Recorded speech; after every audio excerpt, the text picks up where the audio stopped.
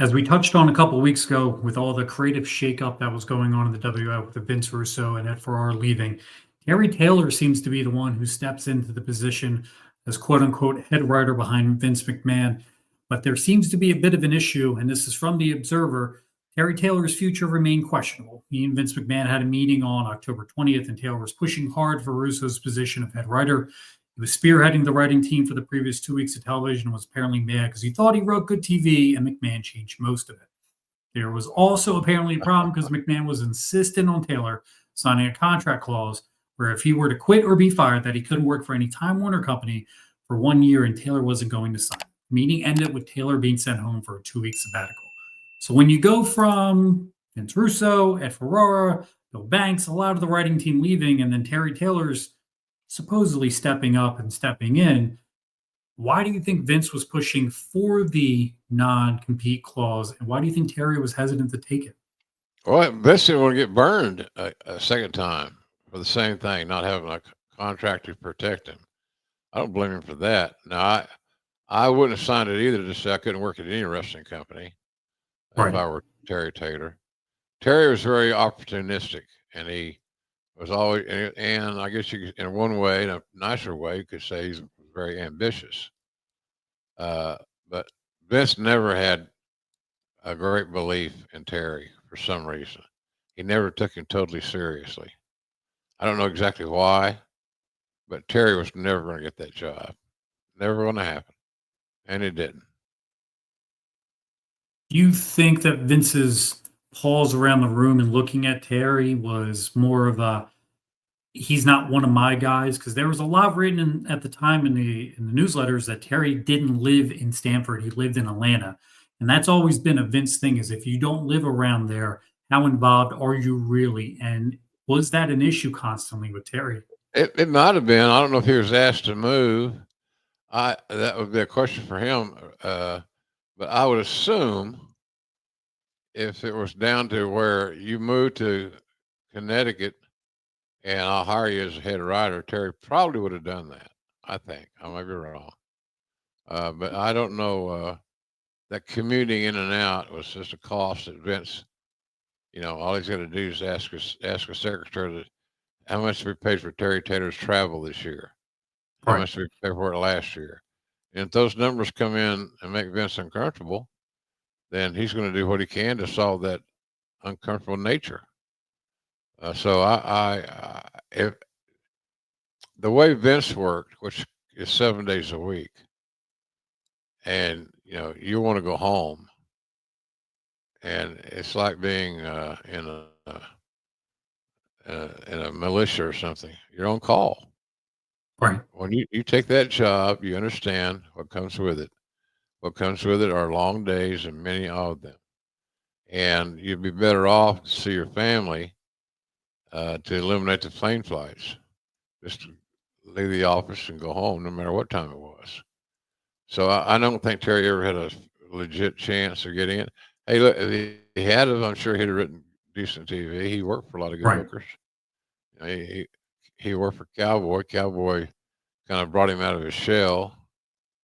Uh, but I don't know. It's hard to say on that. But I think that he never had an opportunity truly to be the head writer. It's Maybe I'm wrong. written. It is written in the Observer that you, Bruce, Tony Blanchard, Shane McMahon, Kevin Kelly were all stepping up at that point in time with the lack of Vince Russo at Ferrara. And now that Terry Taylor has taken a 2 week sabbatical, how involved were you at this point in the creative process? Were you still sitting around the table, or are you trying to stay away because of talent relations role, or were Yeah. you forced into this spot? No, I wasn't forced to do anything. I like writing TV. I like creating. But I also had a full time job as the head of talent relations, Sure. managing a multi-million dollar budget and trying to keep the animals happy and fed and all that good stuff. So I think that that would have been too much. That would have been too much for me. I needed to be able to do that job and focus on that job. The worst thing that can happen, and one of the worst things that could happen, is a talent to call you. And as I said, let's say, for example, I was in another meeting. I just, I know that talents if you don't call them right back, they think something's wrong. They're very paranoid by nature. So I Right. learned that, I learned that early on. So I didn't need to be sitting in a meeting talking about segment 7 when some talent's calling and they never call you to ask how you're doing. They call you because they need something. And it's usually money or it's cash or creative. Same shit that causes guys to stay or to leave. Cash and or creative. So I helped them. They'd run stuff by me just to see what my take would be on it, things like that, which I didn't mind helping them out. But I just didn't have the time. I had a full time gig, and I did Monday Night Raw, and I did the pay per views, Right. and I contributed to the hotline or wherever the fuck it was. I didn't have this. It's physically impossible to do it, but I did contribute, but just I don't know if I want to say sparingly or intermittently, something along those lines. Hmm. But I enjoyed that. I used to set the Cowboy and Ernie Ladd and the Big Cowboy back in the day when they were writing TV, and I gave them a different approach, and I was younger than them, and I had maybe a little bit more attuned to uh, that day's audience, and I placed all the radio buys and handled all the promotions, so I stayed connected big time, but I just didn't, you know, in the WWE years, there's no way in hell I could have kept up with my work and done a good job at both of them.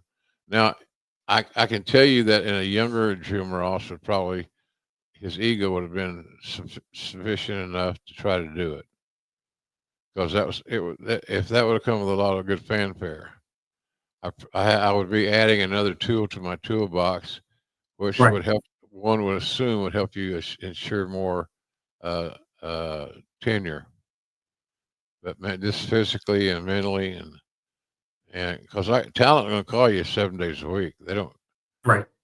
you know, No days off. nope. And so I didn't have any days off. And but I love my job, and I still think fondly about those days. I thought that at the end of the day, we must have built a hell of a talent roster because they sure put many of my guys in the Hall of Fame and made them rich. And that's the bottom line. They're rich. They made a lot of money in my time there, and I'm glad I could help.